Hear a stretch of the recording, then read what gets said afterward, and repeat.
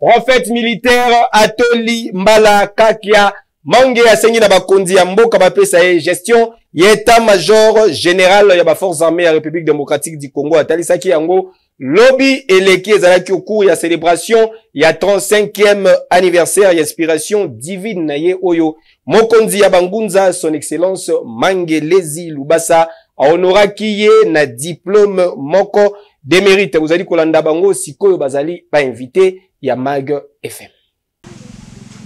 Toza na mission moko na moni mikoleleki bomona ki tata mokonzi ekolo ayambaki ngai pe ayambaki bandeko basambeli ya ba confession mususu. Eloko nini mboka oyo Congo izali mboka na biso surtout biso ba autochtone tobengi bangunza ba traditionnel. Toza na mission monene ya kosalela tina mboka oyo. Mboka lelo ekomi divisé na bangunya ou bakoteli biso na mboka. Na botumwa na ordre ya mokonzi ya mboka sengaki na biso toluka kimia eya na mboka. Ngai na ye en tant que chef ya confession religieuse ya mangomba ya autochtone na mangomba ya bangunza ya bampevi ya longo ya banzila Congo ya ndengi la ndengi. Lelo na komia wa pona mema solution na makambo itali bitumba ya mboka o. Yango na yawa na mbanza toli.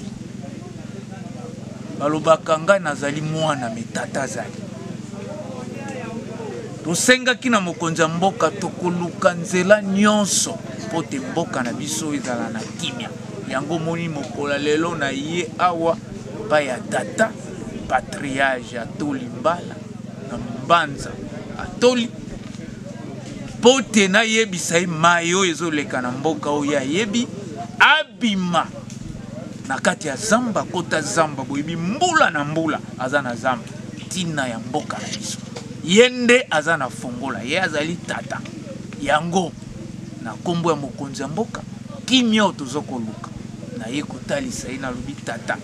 mokonzi ya mboka lobaki na nyonso tozali nango ezate mayo ba catholique na ba protestant bakendaki kosala po baluka kimia ya mboka oyo non bango bazali ba église étrangère. Comment yo zali église ya mopaya oluka kimia mboka mosusu okoluka benza kimia na ya solo na ebite pai na ngai naza na duti me ngai na epa ya tata pona ko yebisa ye mayo ngai na yebisi yango mokonzi ya mboka pe na motema na asengi kimia mboka ezala plus de 10 millions de morts bazoko kufa na este awa événement mobondo mais patria zaza na nguya nyonso nyonso ekosala mapomboka oza na kimia yango na ekosenga Bwatulendo ngonga ekoki abima alakisa makasi o mfumuki mbangu alakisaki na 21 pour tata mokonzi nga na yebisaki na lobi na ye na moma oyo soki bato baza na nguya ya nzoi baza na nguya ya lipata baza na nguya nyonso ya masase ekotaka yo moni te bamakesa o babengi bozoko benga bino na monoko na bino bolobio non ezali ba wazalendo wazalendo ce sont des mamakesa pa ba Congo babengi bango mamakesa mena likolo babengi bango nde bana wana milimu zoko lata bango pona kobatela mboka okoyoka o basoda batika kia me bango balbi toko défendre na mboka mais kolo masolo yango na ye na mbanza tol yende en personne afungola moto wana ya 21 abima pote kimia na mboka na biso ezala solution ezala na sali musala mwa soda attaque instructeur commando oyo baza bayekolisi basoda ba formateur ya basoda ezala centre d'entraînement ya 41e brigade commando de choc na Kisangani ngai na capitaine Mbuza Mabe tango wana Mbuza Mabe azali capitaine de to fungola ki centre d'entraînement wana tango wana nano ngai na zui inspiration te nzokande Molimo Nzambe ezaki deja na kati na ngai na ndenge Nzamba bongisaki po etayebaki te na suka boka oyo ekokota na mikakatano esengeli a inspiré soda po te soda motondo ayebi ndenge nini ya kobatela mboka nde aye kopesa ngai nguya na date ya le 21 mars 1990 ndenge lokola lelo na totalisé 35 ans. Kosenga état-major général ezali mbala liboso te. Ezala ntango ya Joseph Kabila na sengaka na biche. Pona nini vraiment armée na biso ekomi ya soni tokomi koyoka soni mais nzoka nde ntango biso tozalaki na forces armées zaïroises ezalaki boye te soki monguna bimi soki biso totelemi po ntango wana nazalaki na troupe blindée na Mbanza Ngungu biso toyekola ba char de combat ba carno aérienne ba armée lourde. Alors na général Somao ntango nazomona ete vraiment armée na biso ekomi armée ya soni ekomi kosa biso soni. Alors attaque moto o nzambe apesi nguya.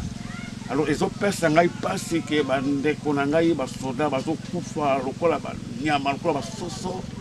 epesa ngai kanda ndenge nazoloba boya tuka nana kanda ya kosakana te. Alors natali sikoyo na nguya o nzambe apesi ngai bandeko na ngai nano ya este bazokosela bazoya koboma bango eloko nini ezangi mpo nga nabima natia barrière mpe na refule bandi wana mpo lelo oyo ata me bazoloba ete baza balibérateur baye kolibere bacongolais mais baliberaka bato lolenge wana bakoti na Goma kopie biloko nyonso ezala baizine na biso na Goma kodetere yango ezokende na Rwanda okotaka na bozoba te. Ngai ba rebelle bautaka na Brazza baye na ntango ya Joseph Kabila